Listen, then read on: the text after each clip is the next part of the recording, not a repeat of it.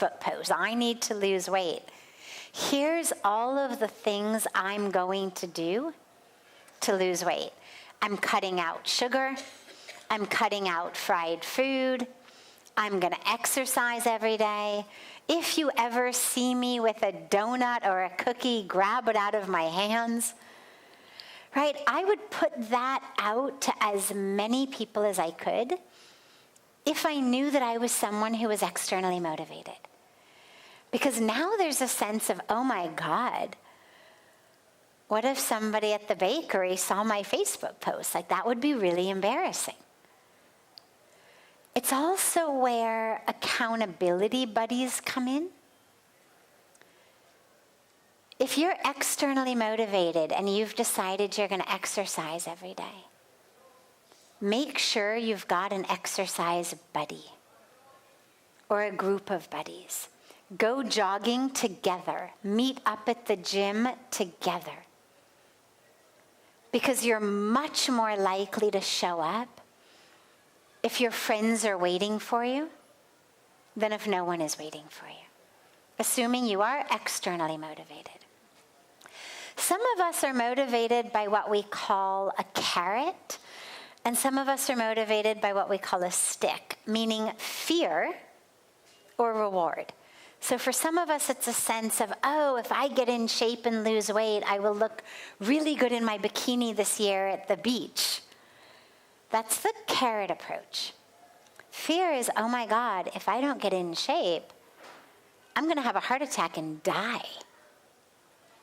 Or just, I'm going to look awful in my bikini and everybody's going to laugh at me and I'm going to be so at the beach. Either way. But this is where knowing yourself is really important. Are you a carrot person or a stick person? And if you don't know yet, try them both. So for example, say to yourself, every time I make it through a day without eating sugar or fried foods or whatever you've decided you're going to do, give yourself a reward. Take 10 rupees, 50 rupees, 100 rupees, $5. Stick it in a piggy bank that's going to go towards something that you really want. That vacation you want to take, the stereo system you want to buy, whatever it is. But it's a reward. And if you find that you're more of the fear-based person, every time you do eat sugar, or do eat fried foods, or don't exercise, you take that money and give it away to somebody else.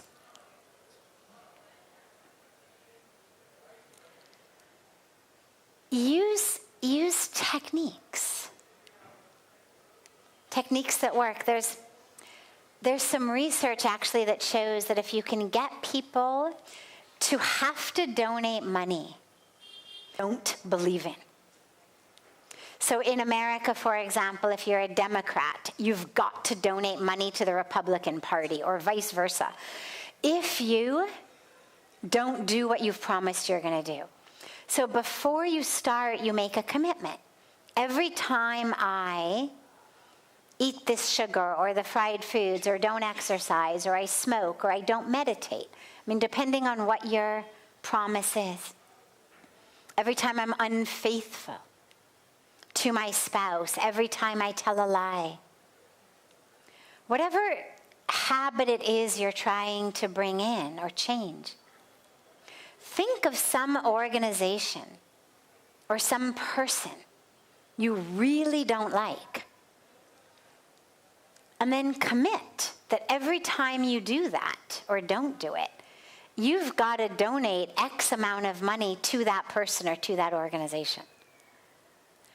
You can come up with all sorts of creative ways for the carrot and for the stick.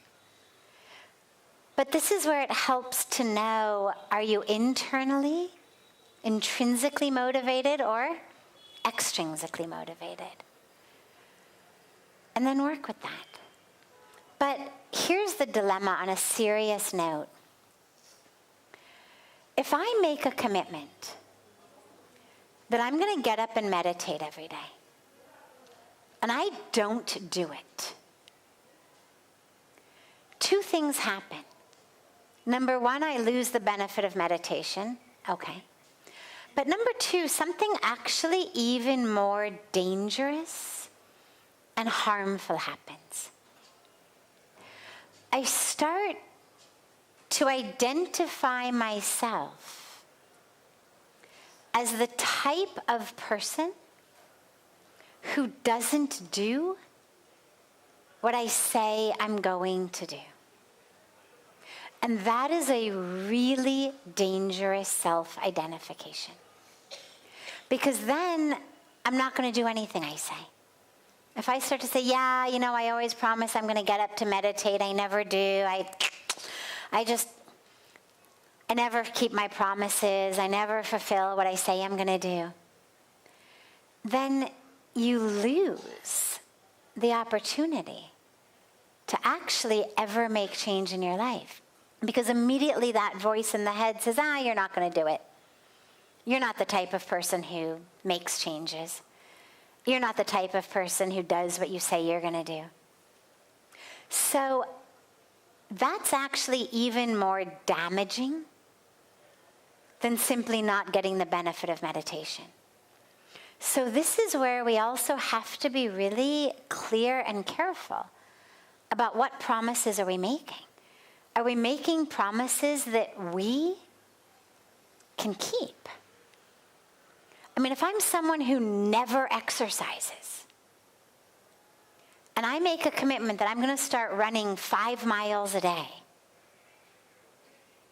and that I'm going to run a marathon by next weekend, it's really likely that I'm just not going to do that. That when tomorrow morning rolls around and I know I've got to get out and run 5 miles, my mind is just going to say, forget it, hit the snooze button. But instead, if I make a commitment that I'm going to start running 3 days a week, a mile at a time or half a mile at a time, I'm going to run for 10 minutes a day, 3 days a week, for the first month. Then I'm going to build it up to 20 minutes at a time. And I'm going to start doing things slowly. If I never meditate, and I sleep in till, 9, 10 o'clock every morning, and suddenly I say, from tomorrow, I'm going to get up at 4 and I'm going to meditate for 2 hours every morning. It's really unlikely I'm going to do it. Not impossible.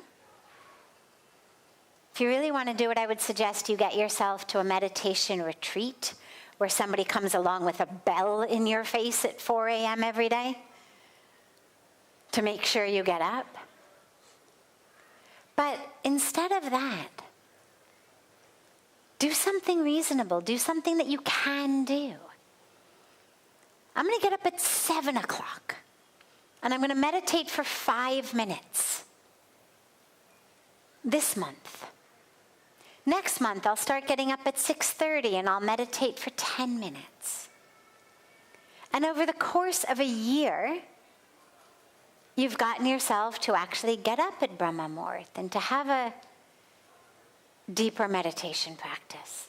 But you've done it slowly in a way where you actually get the benefits of it, and your self-identity says, I'm somebody who does what I say I'm going to do. So start small so that you can build up the identity of knowing I keep my promises. Don't make promises you're not going to keep. Wait till you're ready to keep them and then make it. Because otherwise you damage your entire sense of self. And you put yourself on a whole path of living a life in which you never transform. So start small, it's okay. There's no race. Bite off as much as you can chew. Develop that confidence. And have your buddies, have your accountability system, publicly tell it to people. Use your carrots and sticks, and you'll start keeping them. Tell yourself, I want to be someone I can trust. That's really important. We all should be someone who we can trust. If you can't trust yourself, that's a really difficult position to live in, because then you're going to bed with someone you don't trust. I mean, who wants to get in bed with someone you don't trust? Who wants to get in the shower with someone you don't trust? Who wants to spend 24 hours a day with someone you don't trust? So start to live in such a way that you trust yourself. That in and of itself will transform you.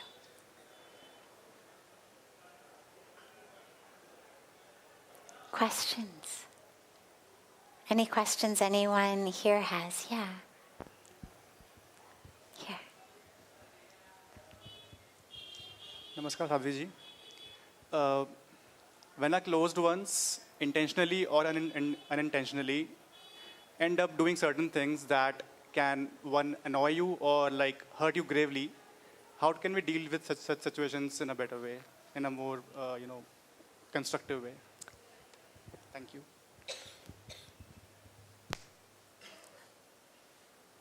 This is true for when anyone upsets you.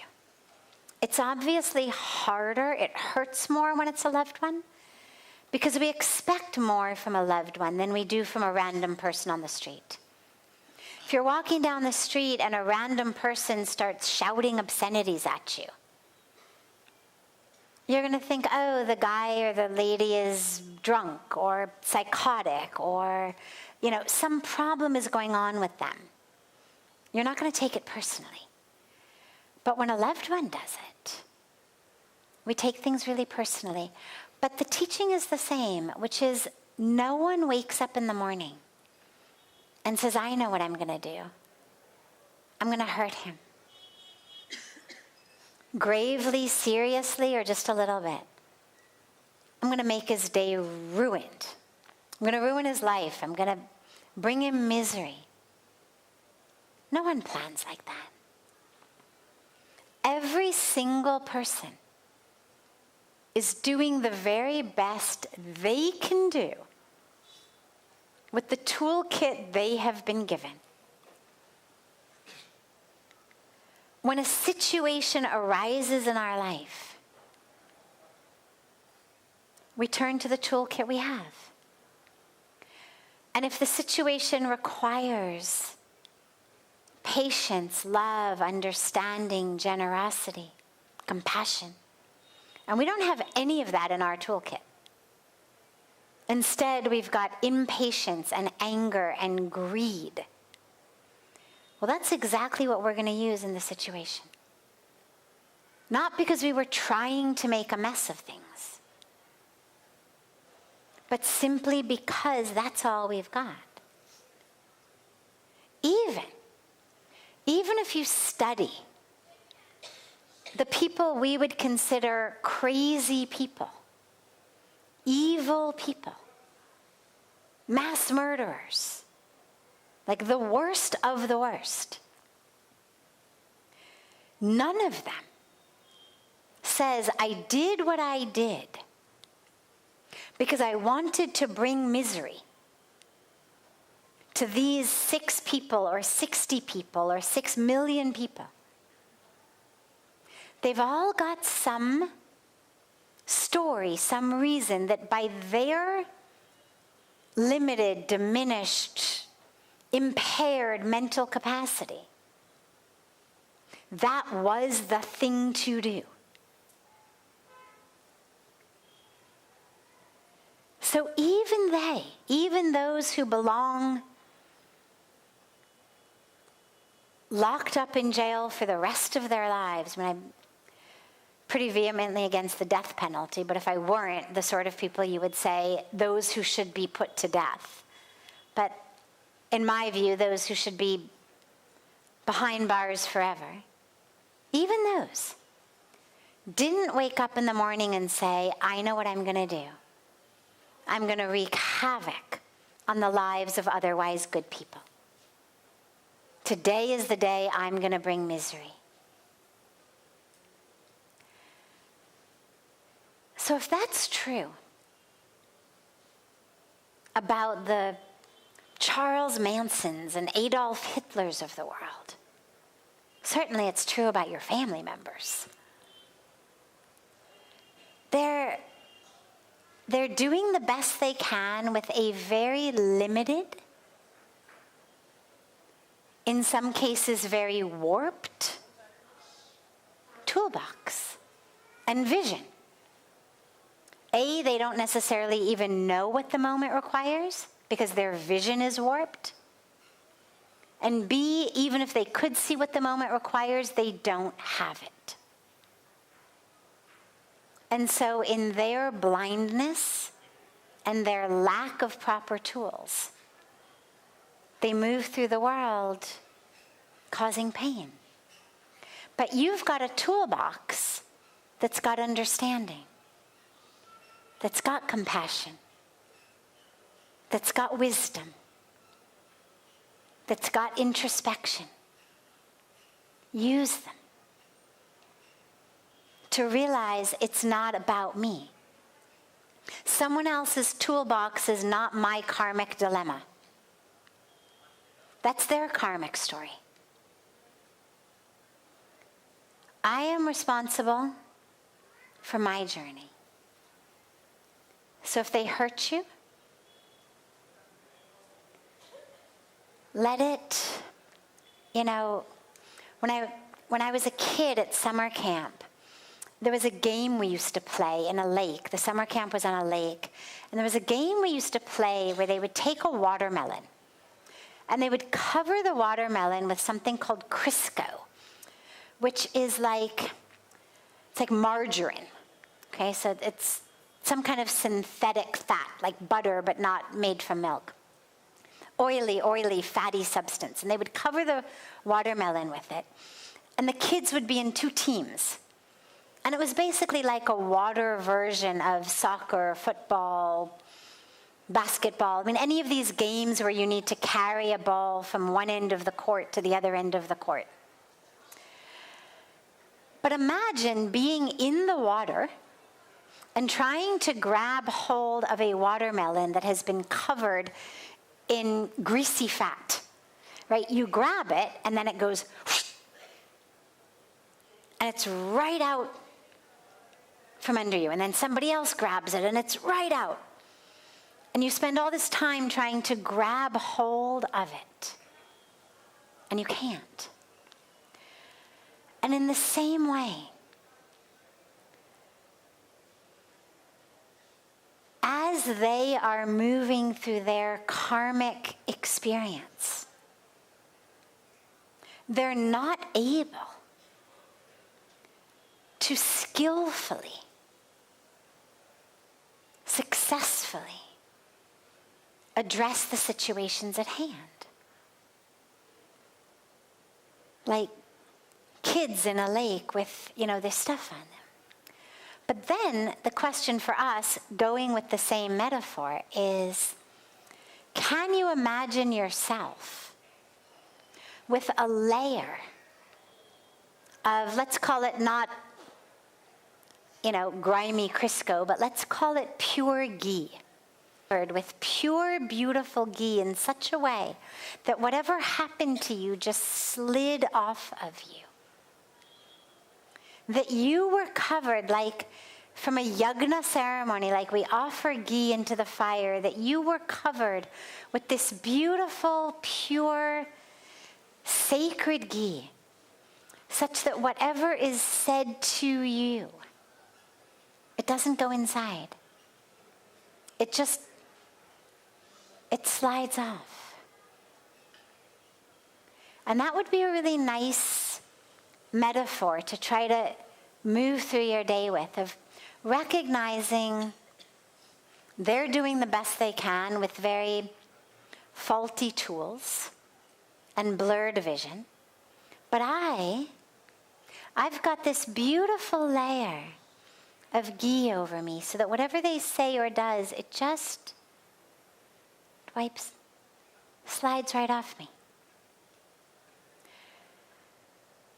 And the last piece about it, which isn't so easy when it's family members, but when it's others in the world, is just because someone's not trying to cause you pain doesn't mean that you need to keep putting yourself in their path.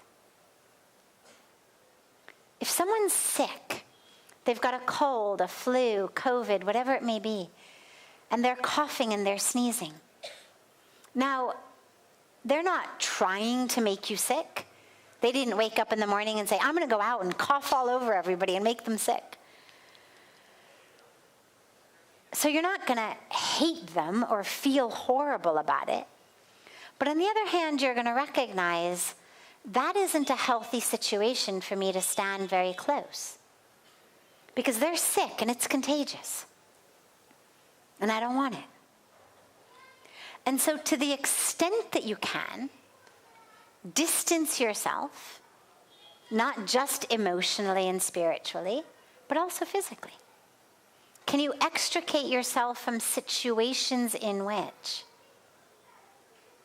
these family members are going to be there? And sometimes we can't. Sometimes we're living under the same roof. And that's where we move through the world covered with a lot of ghee. And we keep chanting our mantra inside of us, and we do a lot of meditation and a lot of yoga. We make sure we are not on the work from home scheme, that we've got somewhere to get up and go every day. And we start putting in overtime and coming home later. But to the extent that you can, distance yourself physically from it as well. You've got to take care of yourself. When we talk about compassion, it's not just for others, it's for yourself as well. So have that compassion for yourself too. Great. Yes.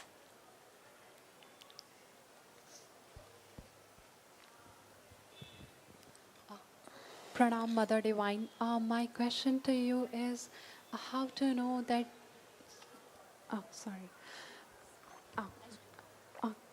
Thank you. My question to you is how to know that your karmic account in the world is over and now it's time to renounce. Because sometimes it is said that if the karmic account in the world is not yet over and you renounce, then again you need to take birth to actually start again with what is left behind. Thank you.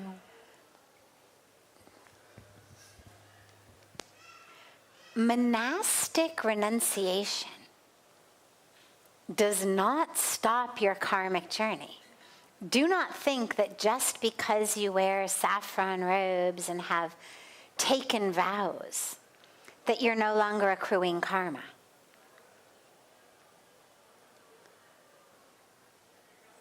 Whether you wear saffron robes, whether you wear shorts and a t-shirt, there's one way and one way only to stop accruing karma, which is to surrender fully, to offer ourselves fully to the divine. Everything you do, everything.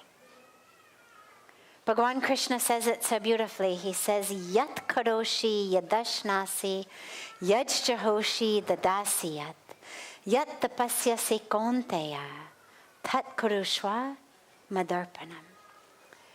Whatever you do, including your tapasya, it's not just whatever you do in the office, whatever you speak and eat, and including that which you would consider path of renunciation, your tapas, your yagna, your seva, all of that which you do, just offer it to me. It's the only way. We don't take sannyas because our karmic bank account is done. We take sannyas when we want to embark on a path of total and complete devotion to the divine, in which every minute and every moment is offered as an instrument, that's the vow. It's a vow of renunciation. Not, oh, my karmic bank account is cleared, therefore I take sannyas. It's, I no longer want to be living for this self.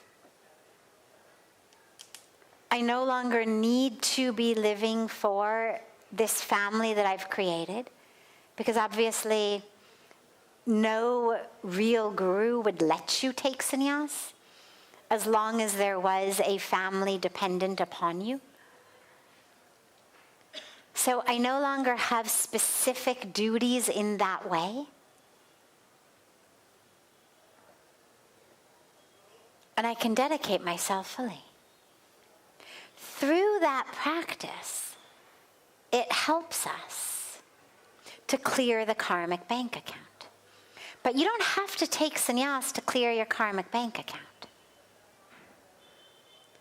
In our scriptures, if you look at the sages, the saints, the gurus, the rishis, even the avatars, the vast majority of them are householders. It's very rare, if you go through all of the scriptures, it's very rare to find the sannyasi. Most of them are householders. Occasionally. And occasionally we have, Rishi Nadaji, who's kept, even when his mind goes there, he's sort of protected from God from going in that direction. So there's a few. But the vast majority of them are actually householders. So the renunciation is not because my karmic bank account is cleared, but it's because I'm clear that I no longer want to walk that path. There's nothing for me in it anymore, either from a place of desire or from a place of duty. And now this is the path I'm going to walk. But whatever path you are on, the one way to stop accruing fruit of our karma is just offer it to God. And you can do that whatever you're wearing. Yes. By a microphone.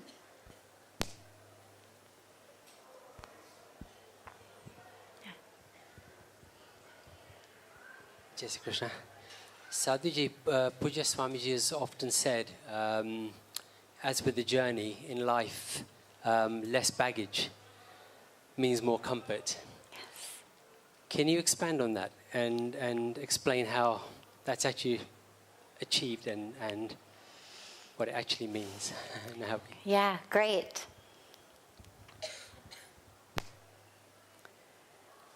Pujya Swamiji has this brilliant way of taking very, very deep teachings and putting them into very simple language that especially relate to day-to-day life. So when you're going on a trip and you've got 6 check-in pieces and 4 carry-ons and, you better get to the airport early. It's going to take you a while. You better get in line early for security. It's going to take you a long time to go through. You end up with more than, 3 milliliters of any kind of a liquid. They're going to make you take it out and leave it. And the less you have, the easier the journey. But that's an analogy for life. It's true in an airport. It's true in our physical journey, But it's the spiritual journey. The baggage that he's referring to is that stuff which we carry in our hearts. Grudges, pain, anger, expectation, attachment. The type of stuff that weighs us down. You know, you're in a beautiful moment, watching a sunset, watching a sunrise. Everything externally is perfect. And yet the mind is besieged with whatever my baggage is. God, this moment would be so much better if I only had a husband, a wife to share it with. Why am I alone at this moment? Or God, this moment, if I'm sitting there with a husband or wife, God, this moment would be so much better if we only had a child to share it with. If we're sitting there with a child, God, this moment would be so much better if this kid weren't such a pain in the rear end. If this kid would just stop yelling, trying to enjoy the sunset. Whatever it is, no matter how perfect the external situation is, until and unless our minds can be lightweight, free, we're not going to actually be able to enjoy the journey of life because we're weighed down. And, you know, on a personal level, this for me was so much the story of the first 25 years of my life. Everything outside was perfect, had everything. And yet because of the challenges and the trauma and the struggles that I had been through, always with me. I mean, there was not a moment in my life. Well, I shouldn't say that. That's not 100% true. When I was in the forest, but other than a very few precious moments,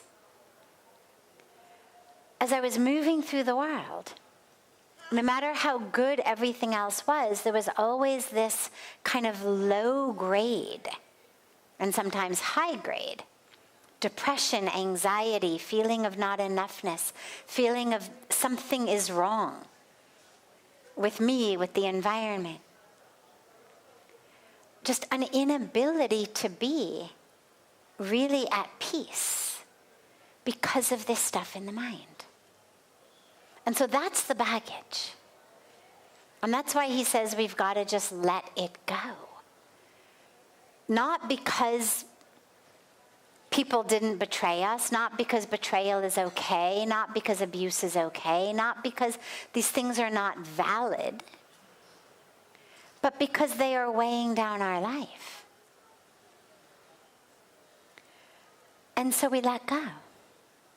We say, all right, I had this expectation. Hasn't been fulfilled yet. We offer it to God. I no longer expect. I had this attachment. I offer it. I need to learn to let go. Of letting go. Letting go of anger, letting go of grudges, letting go of pain. Letting go of expectations and attachments. And then it goes even deeper, which is letting go of the story you tell yourself about yourself. Because that also weighs us down a lot. The more we tell ourselves about ourselves, our ego gets so involved. And it makes the most beautiful moments that are not beautiful. Right? Here we are watching the sunset. Why is he not holding my hand?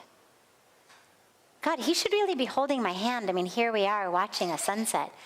He's not holding my hand. Oh, God, I knew this dress made me look fat. I knew I look awful today. I saw him looking at that other lady. I knew it. So, you see the games the mind plays. It's a story. Has no bearing in reality whatsoever. I'm sitting in a perfect moment. And the mind just starts telling myself stories. Some of us have one that plays a lot, which is, oh my God, this is too good. This is too good. Something's going to happen. Oh my God, I just know it. He's going to fall off the cliff. My kid's going to fall off the cliff. I'm going to fall off the cliff. We'll probably get in a car accident on the way home because this is just way too good. I don't deserve this. I shouldn't have such good things. Right? And we're just always waiting for that other shoe to drop. So even in the most beautiful moments, where are we? In the car accident that hasn't yet happened on the way home. And this is where that baggage weighs us down. Because if you're sitting watching a sunset with your loved ones or alone, but your mind is so convinced that you don't deserve it and therefore you're going to have a car accident or something's going to happen, that's baggage you need to let go. There's some reason you believe something that is so clearly false. You picked it up somewhere along your life's journey and you added it to the baggage on your back. Let it go. Untruth. It's that beautiful meditation practice of neti neti, not this, not this. This is not me. I am not this. I am not that. And we just look at these things one by one, beginning with the most obvious. I'm not my clothes. And we go through the physical body, and then we get into the subtle aspects of our thoughts, our emotions. And we just look at them. And we realize, well, I'm not that. Not that. And we exhale and let it go. And just exhale and keep letting it go. Not that. And when it arises in life, I found you can, that practice of neti neti, I use it in life also. There'll be moments where something will arise in my mind. And I just look at it and I say, not this. Like, this is not self. A moment, a thought, a negative thought, a judgmental thought about someone else, about myself, whatever it may be. And I just look at it. Not self. Like, that is not me, that thought. Not, oh my God, I'm bad, I'm awful, look at this, I'm in saffron clothes and and I had a judgment. Not that. Don't make yourself feel bad. It just arose. It was a bubble. It was a bubble of neural activity. It's not you. But recognize that it's not you, not that. Neti. Yeah. Slowly you find yourself getting a lot lighter. Because that which is not self just starts sort of dropping off you. It's like as you come in the house at the end of a day, if you're one of those people who wears suits and ties and hats and shoes and whatnot in the office, you come home and it's like between the front door and the living room couch, the briefcase is off, the shoes are off, the hat is off, the jacket's off, the tie is off, the pants are off. Just layer by layer as you get home. And the same thing happens in our life. We just start sort of shedding layers of that which is not self as we start to come home more and more internally.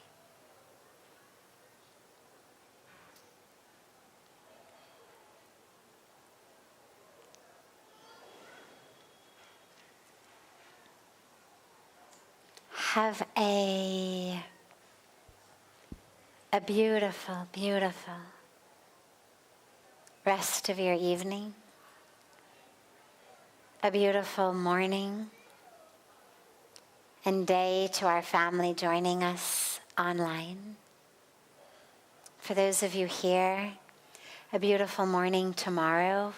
Feel free to join us for our morning yoga classes at 7. The beautiful morning yagna at 8:30. of course, our sacred Ganga Arati just before this, but fill your day. Fill your day with as many beautiful opportunities as you can to come home. And I look so forward to seeing you here again tomorrow in the evening.